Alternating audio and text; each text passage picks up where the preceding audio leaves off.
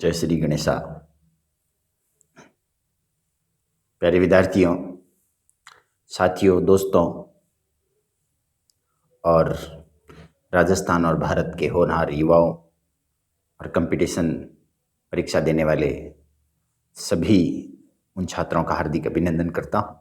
Readers के इस YouTube channel पर हम महाराणा कुंभा को पढ़ रहे थे। बहुत बड़ा वीडियो नहीं बना रहे हैं हम लोग, क्योंकि लंबा वीडियो शायद आप देख पा रहे हो, नहीं देख पा रहे हो, लेकिन छोटे छोटे 18-20 मिनट का जो वीडियो बन रहा है उसमें महाराणा कुंभा जैसा एक महान व्यक्तित्व इसके अंदर पूरा नहीं हो सकता 20 मिनट की क्लास में। तो महाराणा कुंभा के अनेक कार्य हैं, उसके 5-7 मिनट आज और उन कार्यों की चर्चा करके हम आगे बढ़ेंगे गोयल के पार्ट में, जिनमें मुख्यतः कुंभाकालीन साहित्य हम आज पढ़ेंगे। क्या पढ़ेंगे? मुख्य जो चीज रहेगी वो साहित्य रहेगी और थोड़ा बहुत निर्माण। तो कुंभाकालीन साहित्य आज पढ़ेंगे। थोड़ा सा साहित्य में कुछ ऐसी बातें हैं जो पढ़नी अनिवार्य है। महाराणा कुंभा के काल में साहित्यकार, बहुत सारे साहित्यकार हैं। कान्हा व्यास है, सारंग व्यास है, जो अच्छे संगीतकार हैं, इनके गुरु भी हैं। इनके काल में इनकी प्रसिद्ध कुंभा की उपाधियों पर भी हमने चर्चा नहीं की थी। बहुत सारी उपाधियां धारण की है राणा कुंभा ने, उन पर भी हमने चर्चा नहीं की थी। तो राणा कुंभा जैसा पात्र और व्यक्तित्व थोड़ी लंबी क्लास हमारी लेगा। लेकिन एक बात, इन सब के बाद 1468 में मामादेव कुंड के पास इनके ही पुत्र उदा ने अपने ही पिता को मौत के घाट उतार दिया और गोहिल वंश का एक कलंक अपने सर ले लिया, पितृहत्या का। पितृहंता के नाम से उदा इतिहास में प्रसिद्ध हुआ और किसी कविवर ने उस समय बहुत अच्छी पंक्तियां लिखी कि उदा बाप ना मारीजे लिखियो लाभ है राज, के उदा बाप ना मारीजे लिखियो लाभ है राज, राज बसायो रायमल और सरियो ना एक एक काज, सरियो ना एक एक काज, कि तुम्हारा एक भी कार्य पूर्ण नहीं हुआ, शासक तुम्हारी जगह रायमल बना। ऐसे महान व्यक्तित्व के धनी की हत्या कर देने वाले उदा को कुछ हाथ नहीं लगा और उदा को निराशा के सिवाय कुछ हाथ नहीं लगा। लेकिन महाराणा कुंभा के व्यक्तित्व से संबंधित और इतिहास से संबंधित कुछ महत्वपूर्ण बातें हम करेंगे। तो कुंभा की बात कर रहे थे। कुंभा का एक ग्रंथ कल हम पढ़ रहे थे, संगीत राज, बहुत प्रसिद्ध उनका ग्रंथ है। और यहीं से उन्होंने कुछ ग्रंथ जो लिखे वो उनकी हम बात कर रहे थे। एक ग्रंथ लिखा शूर प्रबंध। कौन सा ग्रंथ है? शूर प्रबंध। हरिवार्तिका या हरिवार्तिक। एक ग्रंथ उन्होंने लिखा कामराज रतिसार। कौन सा? कामराज रतिसार। संगीत मीमांसा। कौन सा? संगीत मीमांसा। ये इनके बड़े महत्वपूर्ण ग्रंथ हैं। और संगीत राज जो 5 भागों में बटा हुआ है। कितने पार्ट में? 5 पार्ट में। जैसे आप किसी चीज को शुरुआती किससे करते हैं? गाते हैं, बजाते हैं, उसके बाद नृत्य करते हैं, फिर उसमें आनंद प्राप्त करते हैं। तो वाद्य, नृत्य, रस और संगीत, इन सब को मिलकर इस पर चर्चा की गई है, जो 5 भागों में बांटा हुआ ग्रंथ है संगीत राज। इसके अलावा इन्होंने गीत गोविंद पर टीका लिखी है। किस पर? गीत गोविंद इनका ग्रंथ नहीं है। गीत गोविंद पर टीका का मतलब होता है किसी भी बड़े ग्रंथ को संक्षिप्त रूप में, सार के रूप में लिख देना, टीका कहलाती है। तो गीत गोविंद पर टीका लिखी किस नाम से? रसिक प्रिया नाम से। रसिक प्रिया नाम से टीका किसने लिखी? महाराणा कुंभा ने। कौन से नाम से? रसिक प्रिया नाम से। तो रसिक प्रिया नाम से टीका लिखी गीत गोविंद पर। इन्होंने अनेक टीकाएं महाराणा कुंभा के द्वारा लिखी गई हैं। महाराणा कुंभा ने चंडी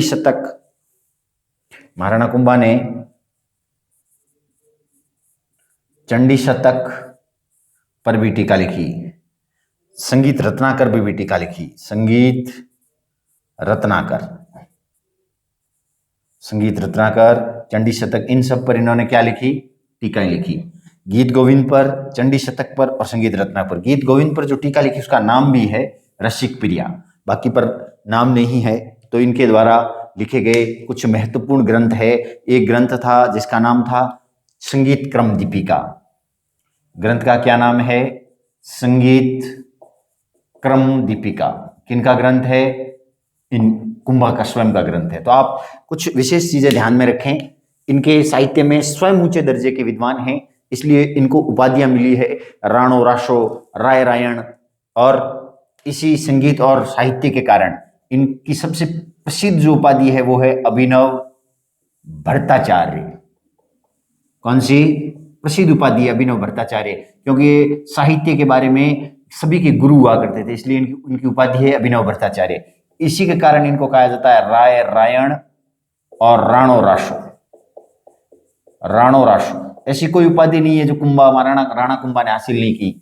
ये तीन इनकी संगीत और साहित्य के कारण उपाधियां प्रसिद्ध रही। पूछा जाता है परीक्षा में अभिनव भट्टाचार्य, राय रायण और राणो राशो। याद रखना, ध्यान देना, ये तीनों उपाधियां इसलिए मिली है कि इन्होंने साहित्य लिखने में, लिटरेचर में और संगीत में, गीत में, दोनों में महारत हासिल थी। गुरु माने जाते थे सबके, इसलिए इनकी तीन उपाधियां। बाकी तो छाप गुरु, हाल गुरु, ढाल गुरु, जितनी हो सकती थी वो सब उपाधियां राणा कुंभा ने हासिल की है, और इनकी ये उपाधियां बड़ी महत्वपूर्ण है। और इन उपाधियों के बारे में हम चर्चा कर रहे थे। तो आगे हम इसी प्रक्रिया या क्रम में आगे बढ़ेंगे। तो आगे आप गौर करना, गौरिए। तो ये तो था कुंभा का साहित्य। कुंभाकालीन साहित्य बहुत लंबा चौड़ा है। अब एक महत्वपूर्ण वास्तुकार है जिसने कुंभलगढ़ बनवाया, जिसने अनेक दुर्गों पर अपनी राय रखी। उस काल का प्रसिद्ध इंजीनियर मान सकते हो, वर्तमान जिसको आप इंजीनियर बोलते हो, उस काल में उसको हम वास्तुकार, आज भी वास्तुकार बोलते हैं। हमारे घर में वास्तु का प्रयोग के बिना मकान नहीं, घर नहीं बनाते। तो इसमें भी वास्तुकार, बहुत प्रसिद्ध वास्तुकार था। कौन? मंडन। नाम सुना होगा आपने। मंडन वास्तुकार भी है और उसने वास्तुकला पर अनेक ग्रंथ लिखे, और उनमें से सबसे फेमस ग्रंथ है राजवल्लभ मंडन। राजवल्लभ मंडन ये प्रसिद्ध ग्रंथ है। किनका? मंडन का। इनके पीछे मंडन लगता है, जिसमें बड़े बड़े भवन, हवेली और किले बनाने का, बड़े भवन और किले बनाने का वर्णन मिलता है। बड़े भवन। एक इनका प्रसिद्ध ग्रंथ है मंडन का, देवता मूर्ति प्रकरण। याद रखना, ये इनका प्रसिद्ध ग्रंथ है, देवता मूर्ति प्रकरण। और एक और इन्होंने ग्रंथ लिखा, उस ग्रंथ का नाम है वास्तुसार। क्या नाम है? वास्तुसार। तो ये तो मंडन के महत्वपूर्ण ग्रंथ है जो मंडन के द्वारा लिखे गए, जिनको आप इस पर बाद में मंडन ने अनेक ग्रंथ लिखे, काफी ग्रंथ लिखे हुए मंडन, लेकिन सबके पीछे मंडन लगता है, ग्रंथ के पीछे। तो परीक्षा की दृष्टि से अपना प्रश्न सही हो जाएगा, तो ज्यादा उस पर विचार करने की आवश्यकता नहीं है। ये फेमस ग्रंथ है राजवल्लभ मंडन, जिसमें भवन और किले बनाने की प्रक्रियाओं का वर्णन किया गया है मंडन के द्वारा, जिसमें यह सब है तो राजवल्लभ। इनका एक और प्रसिद्ध ग्रंथ है देवता मूर्ति प्रकरण, जिसमें देवताओं की मूर्तियों को बनाने के बारे में इन्होंने चर्चाएं की है। और वास्तुसार भी इनका एक महत्वपूर्ण ग्रंथ है कि कौन सी दिशा में क्या क्या बनाया जाए, किस तरफ रसोई घर बना हुआ होना चाहिए, किस तरफ बेडरूम होना चाहिए, ये वास्तुसार, इसमें इसका वर्णन है। तो ये मंडन के एक भाई हैं और उनका नाम है नाथा। और नाथा की एक पुस्तक है, याद रखना, वास्तु मंजरी।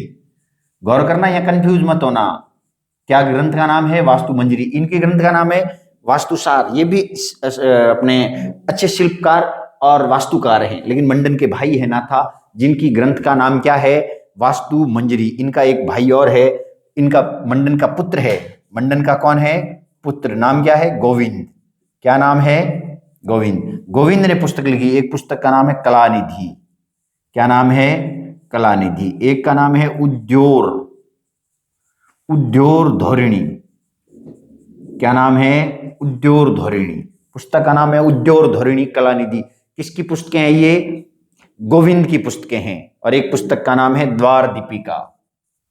क्या नाम है? द्वार दीपिका। गौर करना, 3 पुस्तकें, ये कलानिधि का एक बार पूछा गया है। किसमें? कि प्रश्न क्या आया था? प्रश्न में आपको बता दूं कि निम्नलिखित ग्रंथों में से महाराणा कुंभा का कौन सा ग्रंथ नहीं है, और उसमें ऑप्शन में था कलानिधि। बहुत सारे प्रश्नों का लोगों के इस प्रश्न का उत्तर गलत हो गया। ये गोविंद जो मंडन का पुत्र है उसके द्वारा लिखी गई पुस्तक है कलानिधि, उद्योर धोरिणी और द्वार दीपिका। और नाथा के द्वारा लिखी गई वास्तु मंजरी, वास्तुसार लिखी गई है मंडन के द्वारा। और इसी प्रकार का महाराणा कुंभा का स्वयं का एक ग्रंथ है, बहुत फेमस है, जिस ग्रंथ का नाम है शूर प्रबंध। ध्यान रखना आप, महाराणा कुंभा का जो ग्रंथ है उस ग्रंथ का नाम क्या है? सूड प्रबंध। तो ये कुंभा का ग्रंथ है, ये महाराणा कुंभा स्वयं ने लिखा, ये वास्तुसार इन्होंने लिखा, वास्तुनाथा ने लिखा। ये तो कुंभाकालीन साहित्य है और इस साहित्य में एक राजनीतिक गुरु है इनके, किनके? कुंभा के राजनीतिक गुरु, और जिनका नाम है कान्हा व्यास। राजनीतिक गुरु कौन है? कान्हा व्यास है। और इन्होंने एक पुस्तक लिखी है, एकलिंग महात्म्य। कौन सी पुस्तक है? एकलिंग महात्म्य। किसने लिखी? कान्हा ने लिखी। किसके गुरु हैं? राणा कुंभा के। कैसे गुरु? राजनीतिक गुरु। कैसे गुरु हैं? राजनीतिक गुरु। कौन? कान्हा व्यास। कान्हा व्यास राजनीतिक गुरु हैं कुंभा के, और इनके संगीत गुरु हैं जिनका नाम है सारंग व्यास। क्या नाम है? राणा कुंभा के संगीत गुरु कौन है? सारंग व्यास। कैसे गुरु? संगीत गुरु। ये इन्होंने संगीत के बारे में इनको ज्ञान दिया, संगीत के बारे में जानकारी दी। ये राजनैतिक जानकारियां देते हैं कान्हा व्यास एकलिंग महात्म्य में। और इनके काल का एक प्रसिद्ध चित्र है कुंभा के काल का, जो भीकम चंद ने बनाया, और प्रसिद्ध चित्र और चित्रकला की दृष्टि से भी कुंभा का काल, वास्तुकला की दृष्टि से, राजनीतिक दृष्टि से, चित्रकला की दृष्टि से, संगीत की दृष्टि से स्वर्ण काल है। और चित्रकला में भी कुंभा के समय एक चित्रकार है भीकम चंद। क्या नाम है? भीकम चंद। और कौन सा चित्र बनाते हैं? रसिक कांटक। रसिक कांटक, रसिक कांटक नाम से एक चित्र बनाते हैं। कौन? भीकम चंद, जो प्रसिद्ध चित्रकार हैं। और इनके चित्रकला में एक बड़ा नाम है, कुंभाकालीन प्रसिद्ध चित्रकार है कौन? भीकम चंद। याद रखना, भूलना मत, बहुत बार प्रश्न पूछा जा सकता है, महत्वपूर्ण है। भीकम चंद रसिक कांटक बनाते हैं। राजस्थान का ताड़पत्र पे बना चित्र हम बात कर रहे थे, कमल चंद्र ने बनाया, तेज सिंह के काल में बनाया, श्रावक प्रतिक्रमण सूत्र चूर्णी, मैंने आपको बताया था। लेकिन राजस्थान चित्र शैली का पहला चित्र वो नहीं है, वो ताड़पत्र पे है, तो है चोर पंचाशिखा। राजस्थान चित्र शैली का पहला चित्र कौन सा है? चोर पंचाशिखा। और किसने बनाया? विल्हण ने बनाया। किसने बनाया है? विल्हण ने बनाया। ये राजस्थान शैली का पहला चित्र वो ताड़पत्र पे बनाया है, गौर करना। और ये जो है वो एक स्वाभाविक चित्र है जो चोर पंचाशिखा नाम से बना, और विल्हण नाम के चित्रकार ने इसे बनाया। ये तो हमारे राजस्थान के सिस्टम के अंतर्गत आने वाले वो साहित्यकार और कुंभा के काल का साहित्य। तो कुंभा के काल में अनेक ग्रंथ लिखे गए जिनकी जानकारी आप लोगों को होनी चाहिए। आपको ये ध्यान रहे कि ये प्रसिद्ध चित्रकार और ये सभी लेखक जो मैंने आपके सामने बताए हैं, ये सभी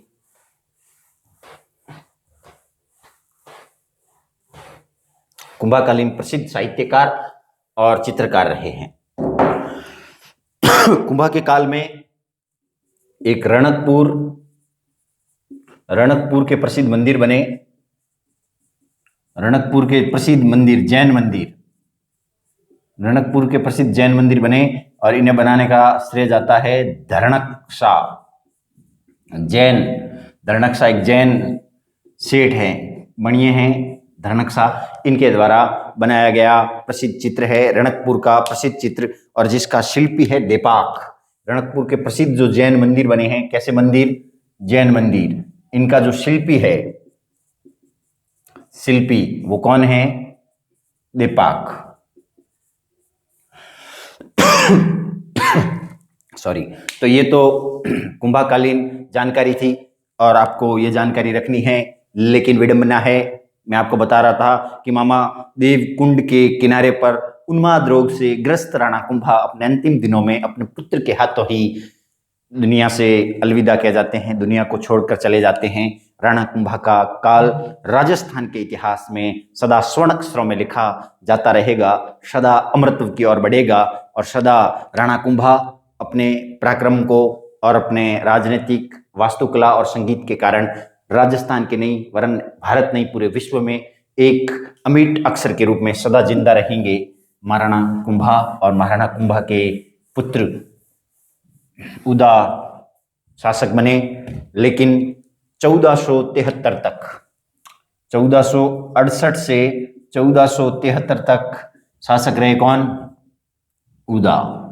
राणा उदा यहाँ के शासक बने, लेकिन इन सालों में इनका भयंकर विरोध हुआ और इनके कुकृत्य इन्होंने जो कृत्य किया इसका फल इनको मिला और इन पर बिजली गिर गई। बिजली गिरने से इनकी मृत्यु हो गई। बिजली गिरने से मृत्यु हो गई और 73 में मेवाड़ के तख्त पर बैठे रायमल। 1473 से 1509 तक इस तख्त पर कौन रहे? रायमल। ये महत्वपूर्ण शासक हैं रायमल। 1473 से 1509 तक तख्त पे रहते हैं। रायमल के काल में इनकी रानी श्रृंगार देवी ने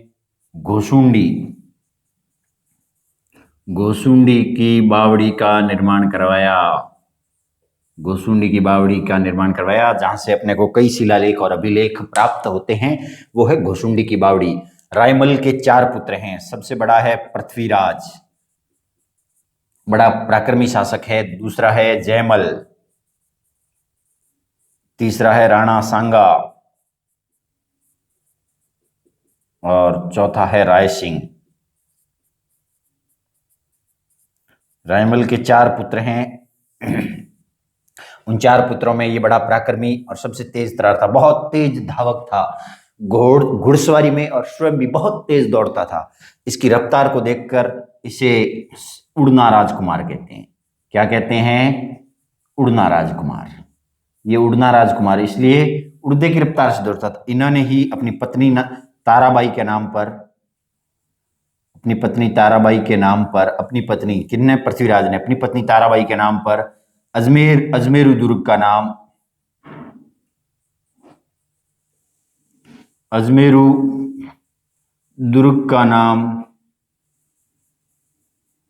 तारागढ़ रखा। अजमेरू दुर्ग का नाम तारागढ़ रखा। अजमेरू दुर्ग का नाम तारागढ़ रखा। ताराबाई के नाम पर पृथ्वीराज ने रखा। सिसोदिया प्रसिद्ध राजकुमार है। अपने ही बहनोई के धोखे की वजह से इनकी बूंदी के अंदर हत्या हो गई।